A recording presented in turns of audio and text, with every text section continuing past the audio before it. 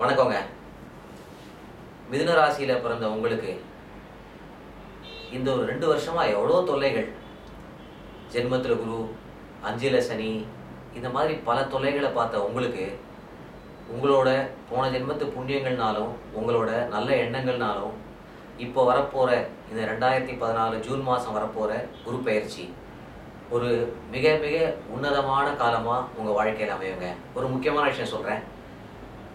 இந்த மாதிரியான காம்பினேஷன் உங்களுக்கு 30 வருஷத்துக்கு ஒரு தரம் தான் வரும். தயவு செஞ்சு இந்த குரு பெயர்ச்சியை நீங்கள் யூஸ் பண்ணிக்கணும்.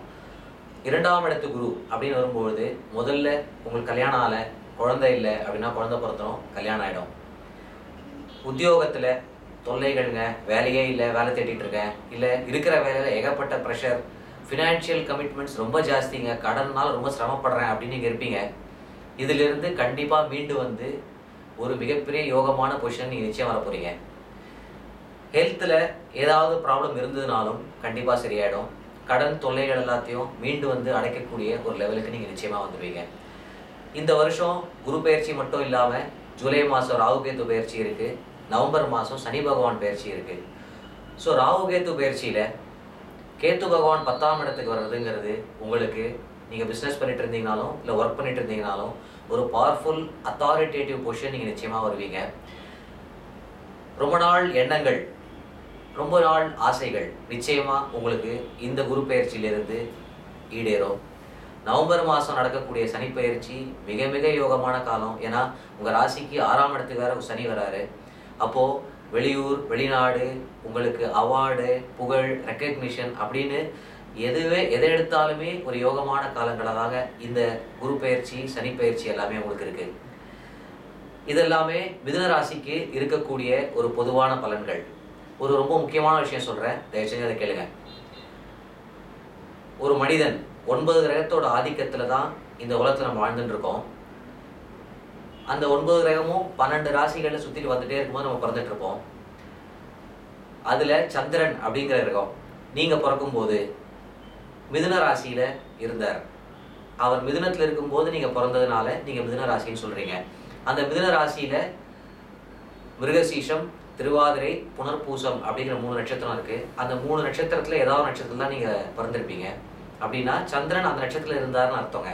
அதை பேஸ் பண்ணி தான் நீங்கள் இந்த ராசி பலன் அப்படிங்கிறதே பார்க்குறீங்க. குரு பயிற்சி பலன், சனி பயிற்சி எல்லாமே அதை பேஸ் பண்ணி தாங்க. ஆனால் அது மட்டுமே எப்படி டிசைட் பண்ண முடியும்? சந்திரன் மட்டுமே உங்கள் வாழ்க்கை எப்படி டிசைட் பண்ண முடியும்? ஏன்னா இந்த உலகத்தில் பிறக்கிற 12 பேரில் ஒருத்தர் மிதுன ராசிங்க.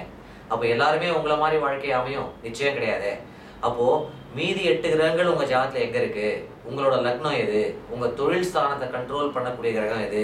உங்கள் களத்திரஸ்தானம், குடும்பஸ்தானம், சுகஸ்தானம், புத்திரஸ்தானம் அப்படின்னு ஒவ்வொரு ஃபங்க்ஷன்ஸையும் ஒரு கிரகம் கண்ட்ரோல் பண்ணும்.